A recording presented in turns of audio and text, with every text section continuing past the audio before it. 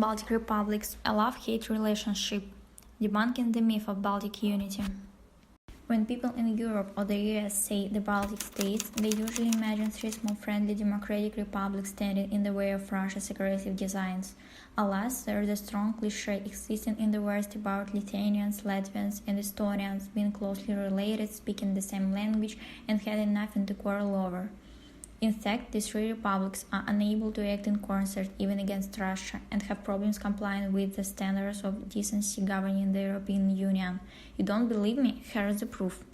Indeed, Lithuanians and Latvians do belong to the same Baltic language group, but Lithuania managed to preserve its independence during the Middle Ages and build a powerful state. As for Latvia, it came under German influence. Up until 1940, the Germans played an important role in the country's life. And still, Latvians are closer to the Russians. The two peoples have many shared words, and the Russian tribes of Krivichi, Vyadichi, and Radimichi had a large percentage of Baltic blood. By the way, Russia in Latvia is Krivia, in recognition of the Baltic countries' former neighbors. Just Google to see how to pronounce the word Krivia. Estonians are generally Finno-Ugric people. They are relatives of the Finns and other Asian-most inhabitants of Europe. There are religious differences too. Lithuanians and a certain percentage of Latvians are Catholics, and Latvia as a whole and Estonia are Protestant countries, with the latter having a very high percentage of atheists. Disagreement among the three countries popped up right after they gained independence for the first time. Under the guise of civil war, Estonians came to the aid of Latvia. They helped the young Latvian army to defeat the local German forces, but in return they laid claims to the town of Vanu and Valga. By the way, as a part of their victory celebration, the Estonians executed a number of Latvian prisoners who had fought for the Germans. They were less lucky with territorial acquisition, though, as the Latvians drove their allies away. It was back in 1919. Soon, global tensions began to rise, so Britain and France persuaded the Baltic republics to create an alliance, the so-called Baltic Entente. The three allies could try to resist the Soviet Union and Hitler Germany. However, that Lithuania really wanted was to claw back Vilnius from Poland, but Riga and Tallinn did not help out.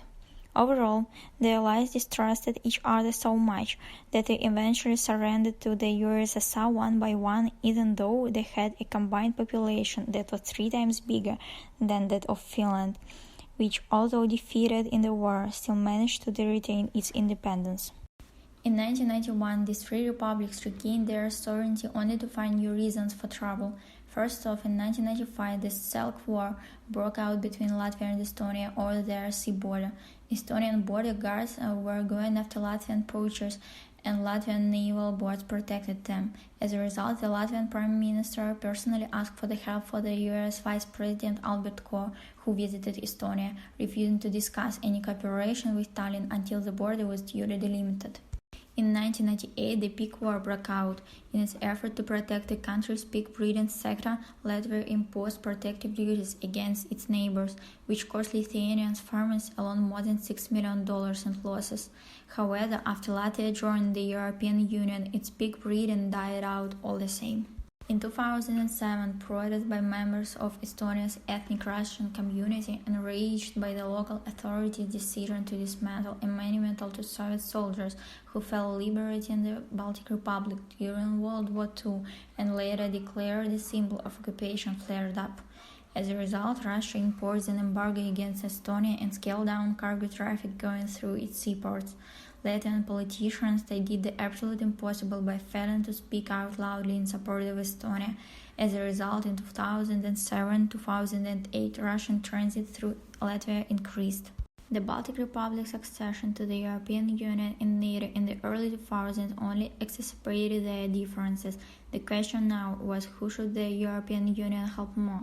Representatives of the three republics in Brussels have been dividing up European aid for many years now. Our pet project Rail Baltica provides a very good example of this. A high-speed railway to connect the European gauge track between Warsaw and Tallinn have been in the pipeline for many years. However, the three republics have used the money allocated for the project by the European Union on their own railway project, arguing over who is entitled to how much. The situation with NATO bases looked pretty much the same.